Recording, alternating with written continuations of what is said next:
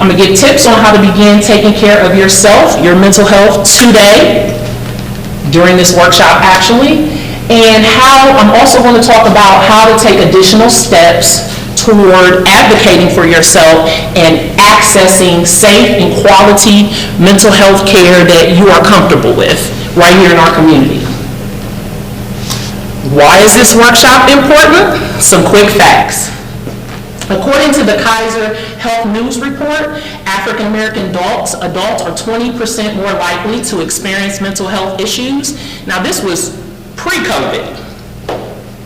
Systematic racism, adverse effects, impacts of social detriments of health, causing racial health disparities in the African American community. So basically, our experience in the United States, all the traumas that we've experienced as a race, play into why we struggle with mental health more than other populations. Also, access to quality care, and I think, trustworthiness, how comfortable we are seeking health and healthcare services in the community. Other quick facts. According to the Kaiser Foundation, African Americans are at an increased risk for serious illness if we contract COVID-19 due to higher rates of underlying health conditions. We are also more likely to be uninsured, work in service industries where we are forced to be in around the public. A lot of us in our community don't have the benefit of working from home or the opportunity. We are forced to leave our homes every day. We work in jobs that are not amenable to teleworking. We use public transportation more than other populations. And we typically live in housing situations that make it more difficult to social distance or self-isolate. So we are more likely to live in apartment complexes, low-income housing, areas where the population is dense and it's not as easy to spread out and social distance. And let me go back a minute. Underlying health conditions, let's talk about that. Even though this is a mental health workshop, it is very important for all of us in the African American community to understand these underlying conditions that I'm talking about are making us more susceptible to not recovering as quickly from COVID or actually having to be hospitalized, intubated, and unfortunately possibly passing away. So these underlying conditions are obesity, diabetes, high blood pressure, hypertension. Other quick facts. According to the Centers for Disease Control and Prevention, Morbidity and Mortality Weekly Report, this was published in June of last year, 40% of all Americans reported experiencing significant emotional upheaval. That's everybody in the United States. 11% reported seriously considering suicide, higher percentage than in the previous year. Again, that's the total population. So as you can imagine, within the Black community, those numbers are going to be higher. Mental health conditions are disproportionately affecting specific populations such as the African American community, the Hispanic community, poor populations, Appalachia. Now, our community's problems. This, again, is why it's important for us to talk about our mental health care during COVID specifically and how to take care of ourselves. Before COVID hit, this is what some of the things we were living with. Institutional racism, institutional sexism, healthcare treatment disparities, wage disparities, wealth disparities, access to quality care, housing disparities, disparities in education and in prenatal care. Now, my question to all of you is, did we create these problems? Did we create institutional racism, wage disparities, wealth disparities, disparities in access to quality care? We didn't create these problems, and yet they're our problems to solve. We have to figure out how to shore up the odds that we are going to survive this COVID pandemic, keeping in mind everything we brought into this situation pre-COVID, all of these institutional issues that we didn't create and yet we've been burdened to carry. And then we have some health issues. Some of them are genetic, some of them are cultural or socioeconomic, but some of them we can turn around. Some things related to our physical and mental well-being, we do have control over. And we have to start operating as if we have some control over our health.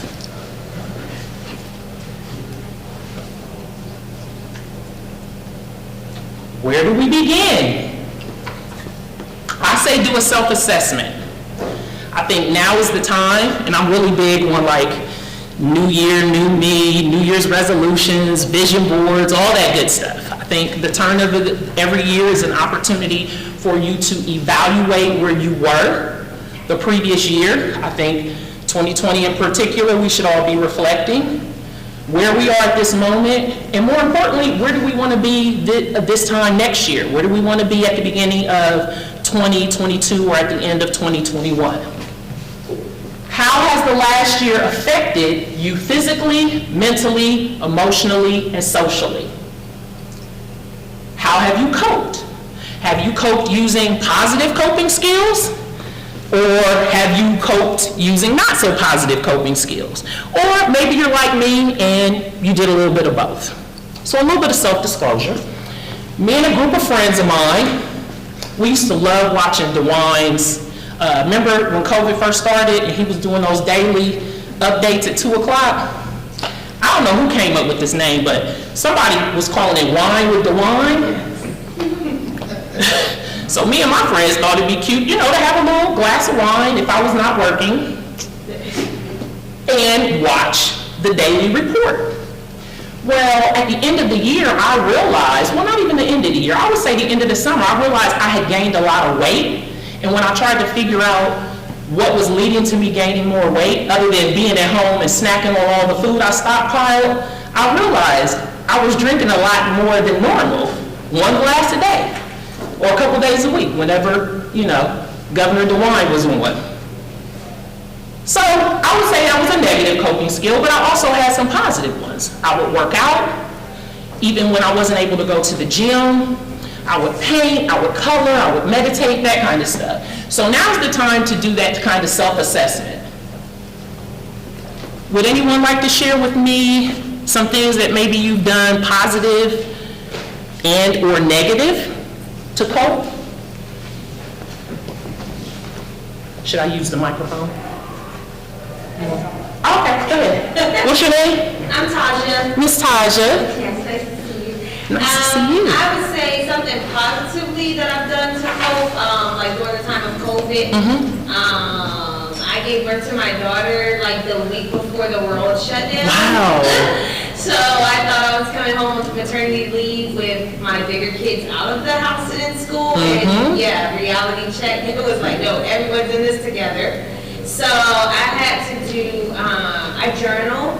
So I write in the morning. I give myself like at least 30 minutes of quiet time. So I make myself get up earlier. I love it. And I need to eat less at night and cut my timing off at night so that I have the energy to wake up early. And then Sunday I do is called Self-Care Sunday. So I need to take a block of time, whether it's an hour to an hour and a half, and it's about me. So I have to block myself out if I have to go outside my home, or if I can like go in my basement in like my quiet space. But it's a Self-Care Sunday. I don't have my cell phone with me. Like I have to block myself out and do something for me. It could be something simple as painting my own toes. Yes. But I have to calm my life down on my Self-Care Sundays. I love it. Journaling, Self-Care Sundays. So I have a question for you. Yes.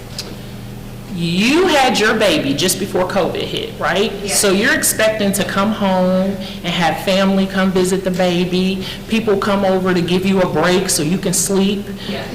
How did you cope with the fact that because COVID hit, all of that stuff was off the table? It was challenging because, like you said, I'm spoiled. So my parents, I thought everything was going to stop, drop, and roll when I got home. Like everybody was going to Yes. me and things, but that didn't work. Basically, a way that I coped, thank God for technology. because I FaceTimed a lot, you know, like if I had questions, like my mom would come, but only at certain times. So I would FaceTime my family so they could see that this was very different because like my family couldn't travel. I'm not from here, so I'm from somewhere else. So like my family couldn't travel when I had my daughter. So very, very different. But FaceTime and technology and Zoom calls, as a family unit, we had to. My brother had twins a month after me. So three babies and nobody can see them. I can imagine, yeah, but you coped well. I love that. Good for you. Anyone else would like to share? Would anyone else? Yes, sir, what's your name? And hopefully I'll be very brief. So, Okay, what's your name? my name is Michael Campbell, and I'm from Philadelphia. I've been here for 2 years. Okay, awesome. Yeah, I've been here for 2 years. So basically, I had to go back to Philadelphia a few times, and I'd love to go more. My mother has Alzheimer's, so she's 87. And fortunately, I have some other family back here.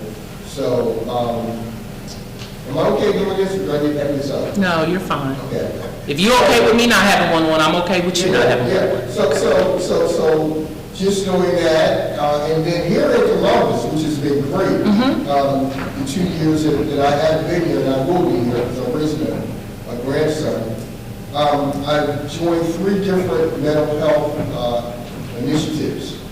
So, and they're volunteer, and a lot of self-work, because I do a lot of advocacy around mental health first aid, and just being cognizant of this whole, you gotta stay in, goal changing, etc.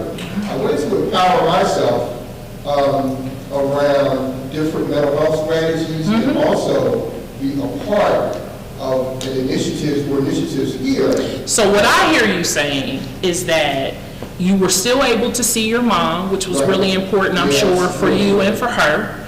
You were of service to others. Correct. Which, you know, that service is my love language, so being of service to others, that helped support you. And then you were learning stuff on how to cope during this time as well. And that's why I'm here, because I continue to learn. I love it. That is awesome. Yes. Okay, so you guys are pretty good at doing self-assessments. Now, let's talk about why it's important to do these self-assessments. So, listening to a few of you talk, I've heard people speak of resiliency factors, which we're going to talk about, and vulnerability factors. So these are factors that make anyone, whether you're African American or not, more vulnerable to becoming depressed or anxious, and it makes you more vulnerable. It makes it harder for you to recover, right? Personal and family history. So before COVID hit, you may have already been struggling with depression or anxiety. I struggle with generalized anxiety. So when COVID hit, I knew immediately I had to start working on a plan to take care of myself and manage myself so that I could still be of service to others. But I was aware of my family history, my history and my family's history. Poor diet makes you more vulnerable. So unfortunately, I contracted COVID around July. I say unfortunately, but the silver lining in that dark cloud is I didn't have to be hospitalized, but guess what? They ran all sorts of tests on me, and I found out that I was no longer pre-diabetic, I was diabetic. So, and I'm sure those 2 months I was at home snacking on all the food I stockpiled did not help that. But my poor diet choices pre-COVID made me more susceptible to getting sick, and it actually made it harder for me to recover. Poor sleep. Poor sleep can push you into mental health psychosis. It can affect your weight. It can affect your mood, your energy level, stress, weight, relationship status. Single people tend to struggle more with mental health issues than married people or couples that are cohabitating. History of trauma. Pre-COVID, if you had a history of trauma and you had not addressed that, that makes you more susceptible to falling into depression, anxiety, or evolving into post-traumatic distress disorder from COVID hitting. Drug and alcohol issues. You got to pay attention to that. I've never had AOD issues, but guess what? I was whining with the wine and realized I was drinking a little more than I had pre-COVID. Poor family and social supports. So you being of service, that's huge because that keeps you connected to the community. Although we can't physically be together, it's still important for us to find ways to still stay connected to our family, friends, social networks. Now, you all may be wondering, well, I thought this was about mental health and COVID. Well, guess what? Mind, body, and spirit is all connected. When I assess people, when they come to me and I assess them for depression, anxiety, trauma, I've had people say to me, well, I think I might be depressed, or I think I might be anxious, but I don't know why. Life is good. Everything's going well. I don't understand what's going on. The first thing I ask is, when was the last time you had a physical exam? Then my second question is, when you had that physical exam, did they draw blood? Did they do a urinalysis? Did they check your vitamin D levels? Did they check your iron levels? What's your A1C3 number? So even though I'm talking about some physical health stuff mixed in with mental health, it's all connected.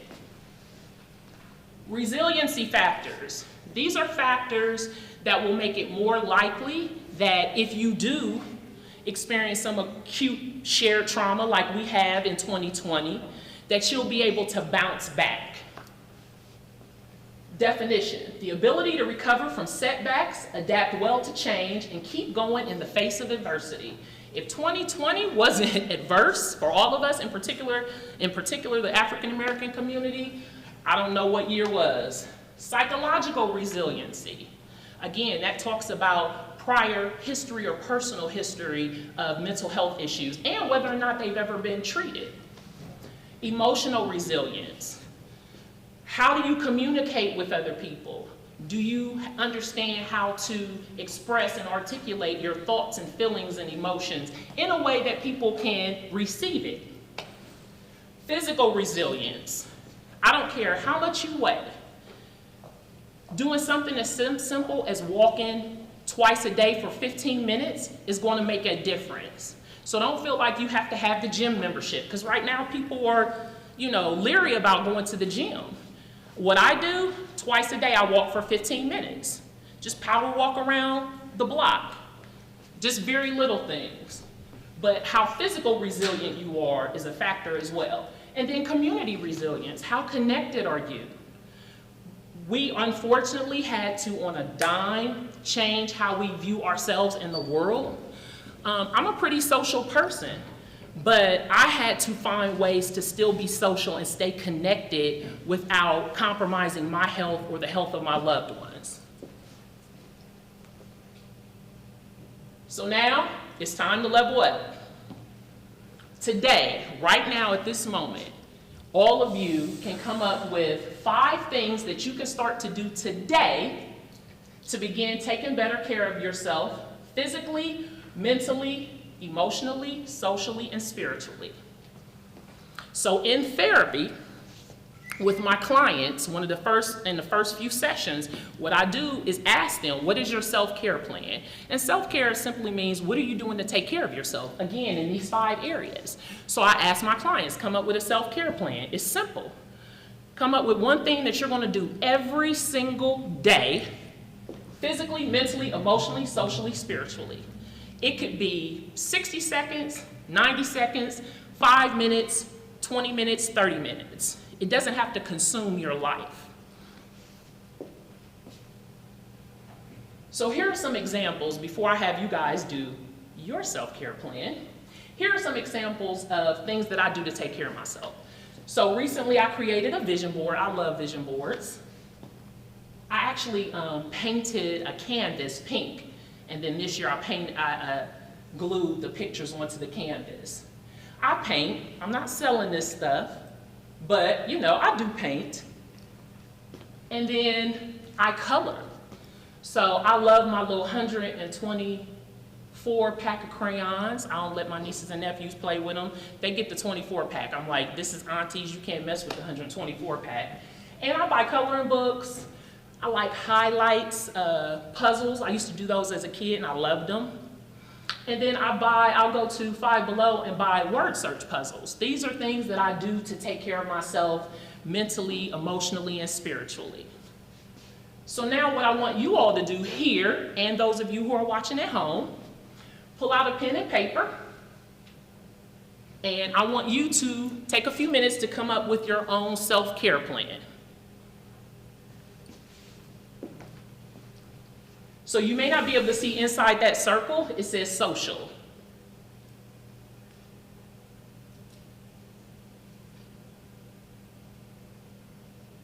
So you're going to come up with a plan, physical, mental, emotional, spiritual. You can fold your page into quarters or draw vertical and horizontal line and draw a circle in the middle. But I want you to think about things that you can do right now, starting today, to take better care of yourself. And all of this stuff that you're going to start doing every day in these 5 different areas are going to build. They're going to build upon each other so that when a traumatic experience like COVID, like social unrest, like seeing videos of black men being shot, when these things happen, without question, they're going to impact you. But the duration and intensity of the symptoms, the extent to which it impacts you, will hopefully be minimized if you already every day was taking good care of yourself. So I'm going to give you guys 3 minutes, maybe 4. And please, at home, do the same thing. You probably are already doing things to take care of yourself in these 5 areas, and you just didn't call it self-care. Like, way before I became a therapist, I used to color. I would go and buy specific coloring books that reminded me of my childhood, like the Smurfs, Care Bears, Holly Hobby, and I would color when I was stressed. That's not something that I just started doing when I became a therapist. But this is also an opportunity for you all to add things to the list that you haven't thought about doing. Again, some people think big and they're like, I need to work out, I need to lose weight. I need to join a gym. I need to get a personal trainer. No, literally, to change your health, you need to work out 30 minutes a day. If you take 2 15-minute walks a day, you're already going to make a difference in terms of your health. Doesn't have to be big moves, very simple stuff.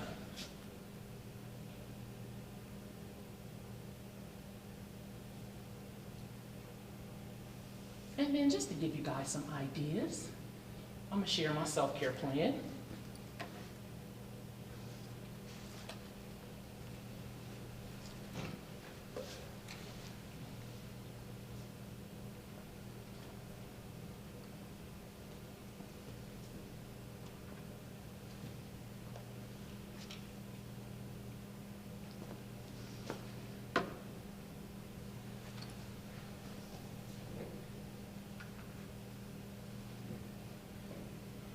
While you're all working on your self-care plan, does anyone have any questions? If anyone needs any ideas? Yeah, I need some social ideas. You actually have some really good ideas. Yes.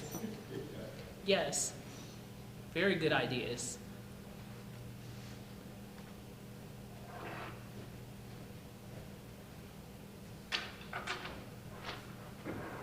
I actually dance at home. I'll get on YouTube and pull up Mike Nicholson, Hip Hop Fitness, check him out. But he has a ton of free videos online, and I can pull them up, and I usually don't last 20 minutes, but that's fine. I'm only working out twice a day for 15 minutes. So what he considers a warm-up is for me a full workout, but that's a whole other conversation. So I'll dance to his music for 20 minutes, and that's how I start my day. Now, before COVID hit, and I would say a couple months into COVID, I was swimming a lot. But when I went back swimming, I got sick, and then I just decided I needed to minimize my contact in the community in general. But for me, swimming is my go-to exercise.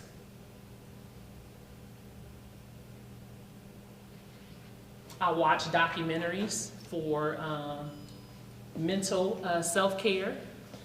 They're usually true stories, like historical documentaries. I'm a nerd that way, but I love them. That's my self-care. I paint, I sing at home by myself, do karaoke, sing in the car. I am not ashamed. I will belt those songs out at a light, and I don't care who sees me. But singing makes me happy. Spiritually, prayer and meditation. I know a lot of people out here in the audience and probably at home have children. And a lot of my clients will say to me, Stephanie, you know my life. I'm a mom, I'm a wife, I have a partner, I have 4 children, 2 children, small children. How do I find time for myself? Well, guess what? The best place to find time is the bathroom. Anytime you go to the bathroom, you could practice meditation, prayer. You can have a puzzle book in there. If you take your phone, you might be able to watch a funny video. You have to be creative, but you cannot pour from an empty cup. So even though we all have busy lives, you have to take care of yourself first so you can be a better service to those in your family and in your extended family and the community.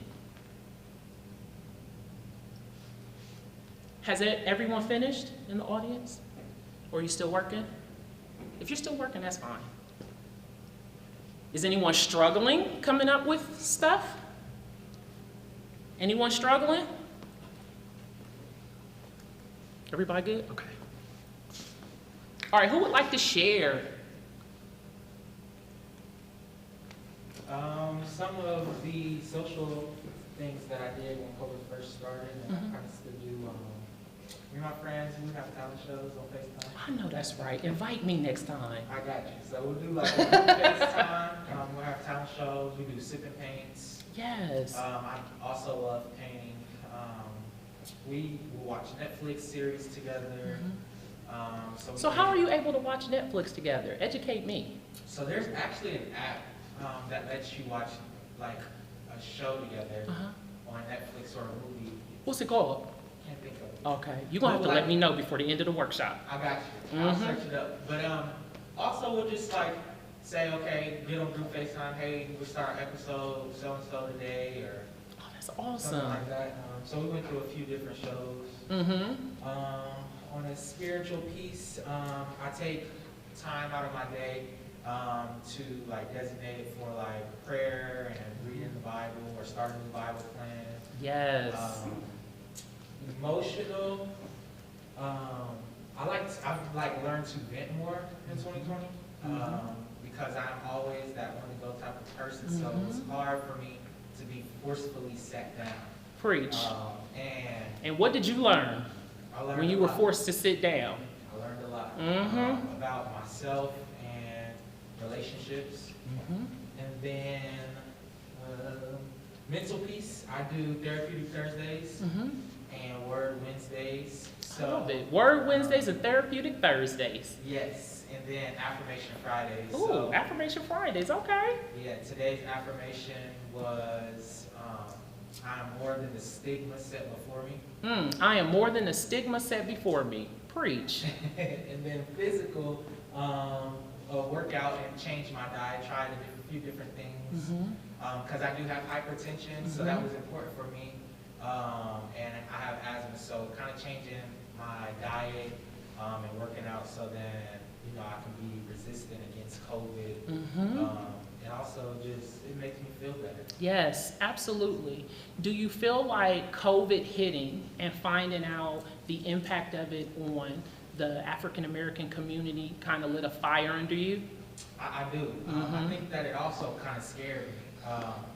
you know, especially earlier on, I had to cancel a few trips, and, you know, how do I sit down, but also, you know, be social and make sure that I'm good up here, and that was a big thing for me. And still, you know, kind of getting over and ironing out those kinks is difficult. So. I love your self-care plan. That's awesome. So you had one, you just beefed it up when COVID hit. Yeah, definitely. And some of them were new. Okay. So like the therapeutic Thursdays and everything, I didn't really do that. Okay. A lot of my time on like how I could, a lot of my self-care was working and staying busy. And so I had to recognize that that busy work was not technically good work for me. So, yeah. Ooh, learning to be more present, Yeah. mindful. Awesome. Would anyone else like to share? I can share. Yay! My physical is, I bought a rowing machine recently. Awesome. Because it folded up and I can put it away.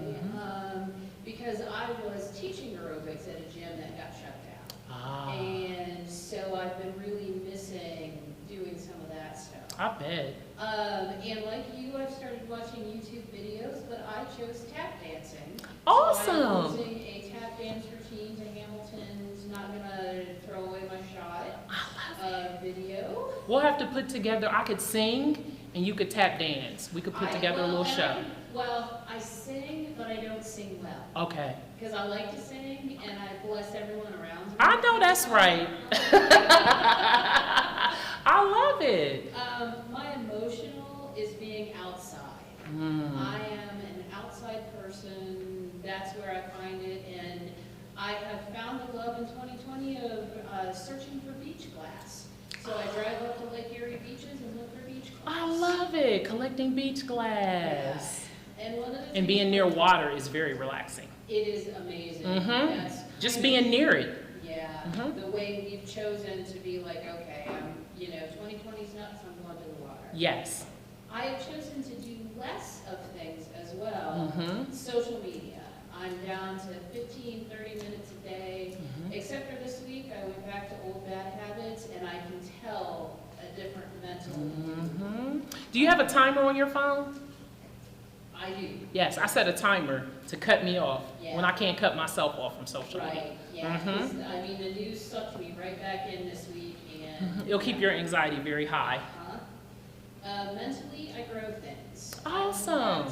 I've always grown lettuce in my office, and I hadn't done that recently, so now there's lettuce growing again in my office, which I choose to eat salad every day. I love it. That is awesome. Keeping you connected to the earth. It just reminds you that despite all the things that are happening in our lives, we're still alive. Right, we're still We are alive. still surrounded by life. Yeah.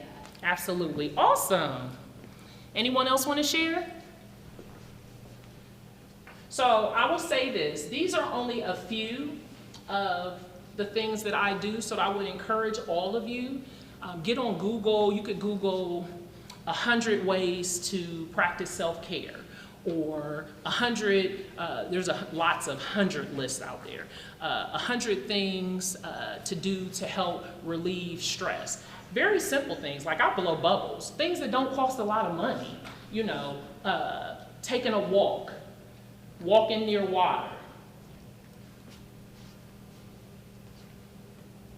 Now, I'm an app girl, because again, if I'm not gonna be on social media, but I still hold my phone, what am I gonna do?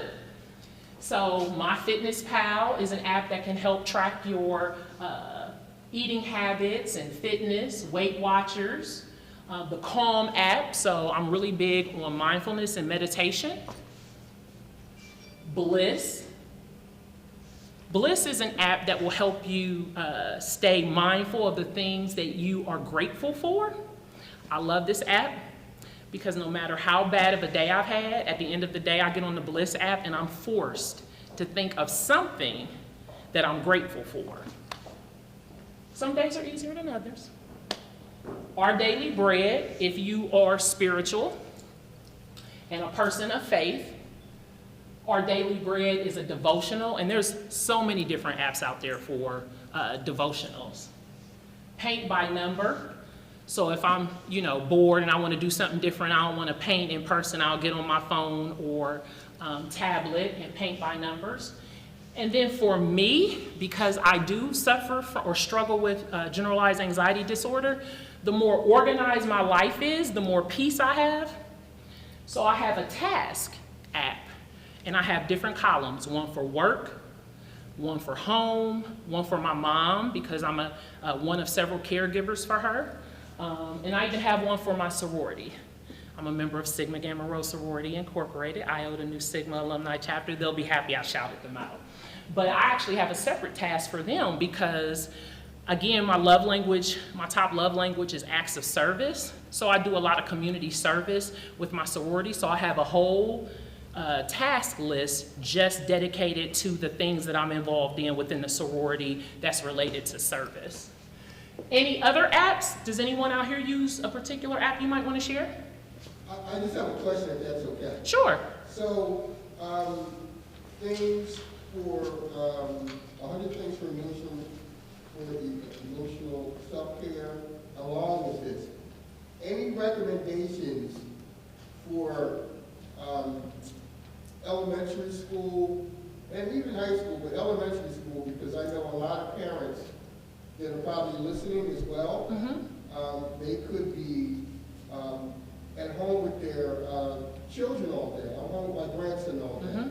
And so the being at home is a little different because sometimes they get done Yes. 2 hours before normally the school day. Yeah. And so the regular stuff, like I have them read. But you made me think when you said, that you could go online to these other self-care things.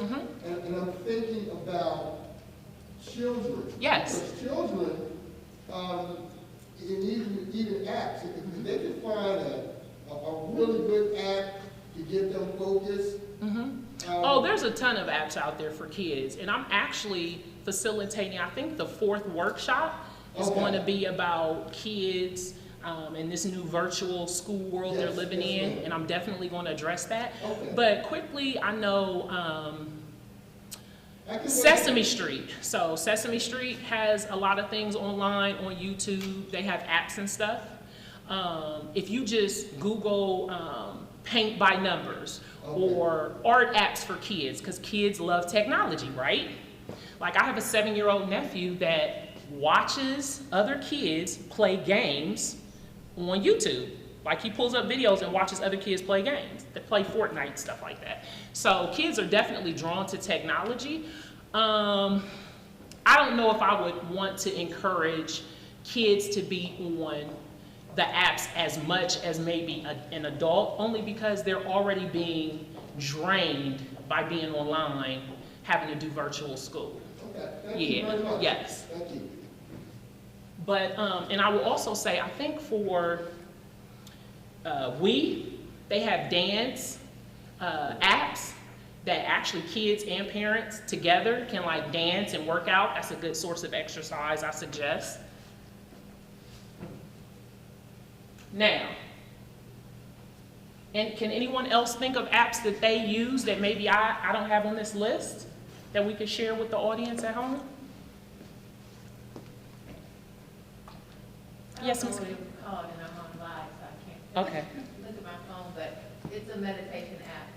So whether you want to listen to the ocean but it times it for you specifically, and so I'm trying to challenge myself. And then it shows you different people in the community, kind of like a Fitbit, to say, there are 24 other people in Franklin County that are meditating right now with you. I love that. So it's nature sounds, but it's meditation? Awesome. Yes. I love the sound of rain. Yes. I love those kind of apps. And those are really good apps to play in the evening when you're trying to wind down. I definitely recommend, for the sake of your sleep, to not use any apps or watch TV like 30 minutes to an hour before you want to go to sleep. I recommend not sleeping with your phone near you, charging it up in another room. because that light keeps your brain stimulated and it's really hard to shut down. But yes, during the 30 minutes when you're trying to wind down, I think that's awesome. And I sleep with a fan on, so I feel like that's kind of like noise as well. So, how did we get here? We covered that. How did you get here, or how did I get here? We covered that. We covered now what? Now let's talk about, for me, what is most important, how to access care and services when and if you feel that you need it. So, for example, we are all going through this shared traumatic experience. We call it acute trauma. And it started in March. Well, for some of us, it started when Kobe Bryant and his daughter passed away suddenly in January. But for the world, I think it also probably started in March when COVID hit. And we are still dealing with all of this turmoil just related to COVID, how it's impacted our health, our finances, how we socialize, how we work, how we get paid, right? But then we have these other things that we've been dealing with as a larger community, but for the Black community. We're seeing Black men being murdered, video of them, Black women being murdered. We're seeing the Capitol building being taken over. And we're watching how the police manage this group of people versus a Black Lives Matter group that's protesting. And, you know, not that I'm being political, but I don't think this was necessarily a protest that happened. But still, large group of people getting together for some shared cause, and we're at home watching how this group of people is being treated versus how a group of minorities may be treated, or people of various races who are protesting Black Lives Matter. All of this stuff that we're dealing with is impacting our mental health, whether we realize it or not. So, if you know that how you felt mentally, emotionally, physically, and spiritually pre-COVID versus now, you've noticed a difference. If you have people in your life saying to you, "Are you okay? Like, you don't seem the same." If you have people giving you feedback like, "Hey, you're kind of testy, like, what's going on?" Or, "Wow, you've like lost a lot of weight." Or, "Hey, I'm concerned about you. It seems like you're picking up weight." If yourself or other people are noticing a change in you over the last 9, 10 months, and maybe you're at home trying to manage this on your own and it's not working, then it may be time to talk to a professional. Consult the experts. You can talk to your primary care physician. You can say, "Hey, this is how I've been feeling. Can you give me some advice?" Most primary care physicians have the tools in office to quickly screen you for depression, anxiety, any number of things.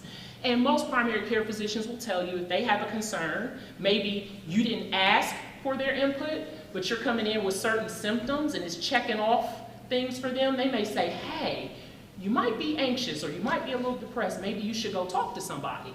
Your primary care physician can refer you to a therapist, a mental health professional, a dietitian. If you are fortunate enough to have insurance, you can call your insurance company and say, "Hey, I need a referral or I need information on how to connect with a dietitian." Sometimes your primary care physician has to refer you, and sometimes you can just call on your own. But you could go and contact a dietitian yourself and say, "Hey, I want to make some lifestyle changes. What kind of advice can you give me?" Personal trainer. If you are fortunate enough that you can afford a personal trainer, that's great. If not, know that the YMCA offers scholarships for gym memberships, and they go according to your income. So you could end up not having to pay at all for a gym membership. And they offer gym memberships to families. Unfortunately, right now, I don't think they're offering childcare, but some locations pre-COVID did. But you could get a membership for your entire family. Life coach. Unfortunately, in the Black community, because of the things that we have gone through and we've talked about earlier, institutional racism and the like, disparities in quality care, some people don't trust therapists, some people don't trust doctors.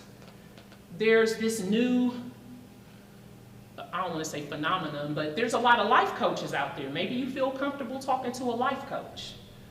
Pastor, which I apologize, I misspelled, but pastor or spiritual advisor. You know, there's a lot of people in the Black community who will feel more comfortable going to their pastor or their bishop or one of the deacons in the church. Fortunately for the mental health community, we know that there's a lot of churches that actually have a mental health ministry. They have people who are mental health professionals, but also attend that church. So don't be afraid to reach out for some expert guidance. For the record, I would like to say I think it's best to seek primary care physician, a doctor's support, or a licensed mental health professional.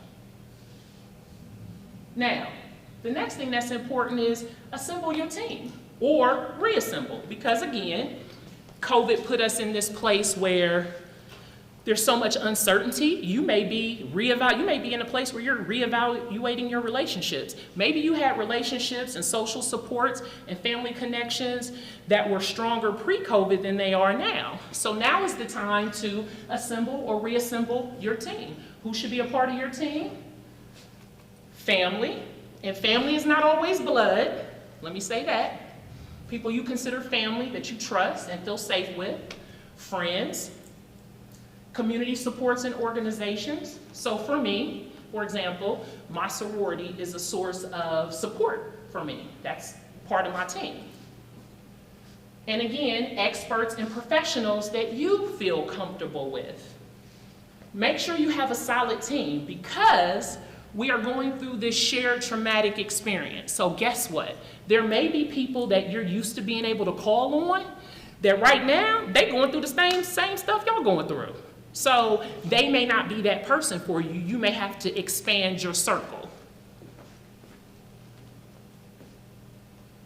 Does anyone here want to talk about, do they have a good team assembled, or do they feel like they need to do some work on it? Anybody?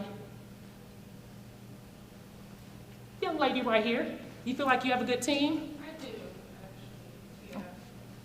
Have you added or deleted anyone since COVID? I definitely deleted some people, just for my own anxiety. Mm-hmm. But me and my friends have definitely done a good job with, like, one of my friends is going to therapy now. Mm-hmm. Because I had to let her know, like, you're, like, dumping a lot on me, and I can't. Oh, good for I you. can't take it all, so you gotta, like, seek some professional help. And she was able to receive that. Yeah, so. You're a good friend. Yes. Mm-hmm. Okay, I like it.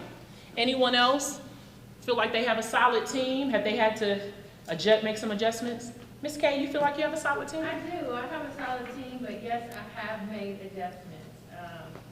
'Tis the season for weeding. Mm-hmm. I always reevaluate and do a lot of deep self-evaluation in December. Mm-hmm. Because I want to start the year, I don't really make resolutions, but I want to start the year fresh and really focused on, reflecting not just who was there for me, but who was I there for, and who I Mhm. want to be there for. Amen. Because time is limited. Mm-hmm. And so, I do that, every December. It's kind of ongoing, but certainly every December, and I really believe I've got it out. I love it.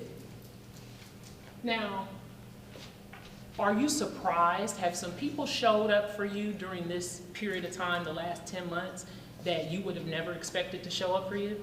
Yeah, and I think, last year there was one thing that I read quite a bit on social media that kind of discouraged me, and that's, people who post things like, I don't need no new friends. Mm-hmm. And I'm like, I have some people who I've met the last 2 years, and I've got some friends who I've been friends with 30, 40 years, Mm-hmm. that we're still close, but I'm the type of person, I don't have to talk to you all the time. Mm-hmm. If I talk to you after we have a talk and we just fall right back Mm-hmm. in, that's a friendship. But there's, you would be selling yourself short if you closed yourself off to new people and new opportunities Amen. that might be brought into your path for whatever reason, where you're getting ready to go. For your current season. Exactly. And so I have had some people who reached out who, again, the self-evaluation is like, okay, why was I asleep? This person was in my corner all the time, and why was I asleep? Why, when I put my list together, you know, reach out to so-and-so every now and again, why weren't they on the list? So then I have to tune in and say, were you paying attention? Absolutely, yes. I do this activity with my clients where it's like a circle, like kind of like a Venn diagram, and you are in the middle of the circle, and the first circle after you represents family, second circle friends, third circle acquaintances, fourth circle strangers. And I tell them to turn the paper over and write down friends, family, acquaintances, strangers, self, and give your definition of each, right? Don't look it up in the dictionary or Google it, but what is your definition of family, friends, acquaintances, strangers? And then how do you define yourself? Then I tell them to turn that piece of paper back over, and based on your definition, let's see where people fall. I have family members who are strangers to me. And I have strangers who have treated me better than any friend or family member ever has. And this is based on how I define those relationships. So like you said, during this particular period in time, there's probably people coming off the bench. Or maybe you had them way, way out in the bleachers. And they stepped up and did something for you, and you're like, wow, where have I been? I'm sleeping. So again, I think in this time of change and fluctuation, it's a really good time to evaluate the people in your life. And like you say, Kay, also evaluate yourself. Are you showing up for these people? Is the relationship reciprocal? Whether it's a friendship, it's a family relationship, acquaintanceship, is it reciprocal? Am I giving what I'm asking for? And it doesn't have to be equal, but it has to be equitable. So anybody else want to share about their team? Now, how to find a mental health therapist. You can contact your insurance company. That's the first place I would go. You can check Psychology Today. I love Psychology Today, and not just because I have a profile on Psychology Today, but you can actually put into Psychology Today what you're looking for. You may want somebody younger, you may want somebody older. You may be African American, but you prefer to have a Caucasian or a Native American therapist. So you can put in your criterion of what you're looking for, your hours you're looking for. Maybe I have clients who are only available evenings and Saturdays. A lot of therapists don't work Saturdays. Request a referral from your primary care physician.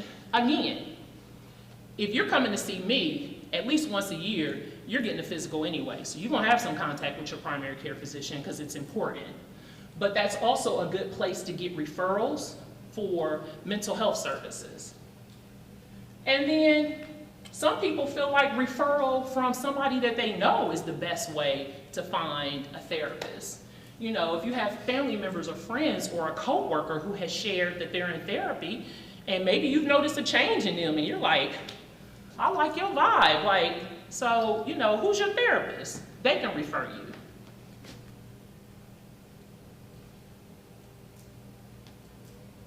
I'm not sure what happened. Alternatives to therapy, we talked about this: life coach, clergy, spiritual advisor, mentor, support groups. So I have a lot of clients who, in addition to coming to me for therapy, they have joined different support groups.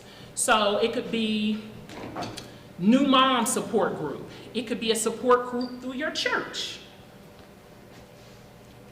If you struggle with depression or anxiety, NAMI in the community, NAMI is an organization that has a long list of various support groups. Mental Health America does as well. So maybe you're not ready for one-on-one therapy, but you're looking for support in the community, like-minded people who are dealing with the things you're dealing with. A support group would really be good. So remember, in closing, we didn't create the problem, but it is ours to solve. And the best place to start, because again, I struggle with anxiety, so when I see things happening in the world, my heart becomes full, I become overwhelmed, I want to help everybody and save the world, and I have to tell myself, Stephanie, Where can you make a difference in your circle of influence? And then that lowers my anxiety down tremendously because I want to go out and help everybody.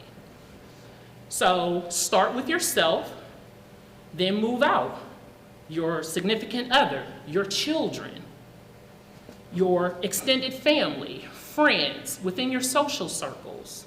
Don't feel like you have to save the world. Start with yourself and then work outside to within your circle of influence. So again, we didn't create the problem, but it is ours to solve. My last slide was a list of community resources because I think that's important to share. Again, Psychology Today, Net Care Access, they are open 24 hours a day. You can Google Net Care Access to get the number. Nationwide Children's Hospital, they have a youth crisis line. There's an adult suicide prevention hotline and a teen suicide prevention hotline that is local. It's a 614 area code.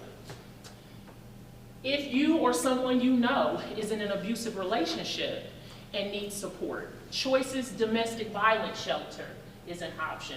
They are also available. They have a 24-hour number. And then if you believe that a child is the victim of abuse or neglect, you can also contact Franklin County Children's Services for support. Trust me, Franklin County Children's Services is there to keep families together. They don't want to take your children. So if you or someone you know may be struggling, and again, because of COVID and families and children being forced to be home, and they're not seeing their teachers face to face, there has been an increase in Franklin County, or a decrease in reports because teachers aren't seeing kids. So again, within your circle of influence, if you feel like a family is struggling and they need assistance, don't be afraid to contact Franklin County Children's Services because they actually may be able to help the family and they're not going to try to hurt them or take their children away. As a reminder, again, my name is Stephanie Starks. I'm therapist and owner of Starks Counseling Consultation Services. I have an office located downtown, 175 South 3rd Street, Suite 200, Columbus, Ohio, 43215. And you can find me on Instagram, Facebook, LinkedIn, Twitter, I think. I don't tweet too much, but I think I have an account there. And again, I would really like to thank Impact Community Action for this opportunity to be of service to the greater Columbus community. And remember, next week we have our second workshop, and I can't remember which one I'm facilitating, but if you go to Impact Community Action's Instagram or Facebook page, or go to Starks Counseling's page, or if you happen to be a friend of mine on social media, Stephanie Starks, there's lots of information that's posted. Thank you for joining me and the rest of us today. Thank you all in the audience. Thank you at home, and I will see you next Friday.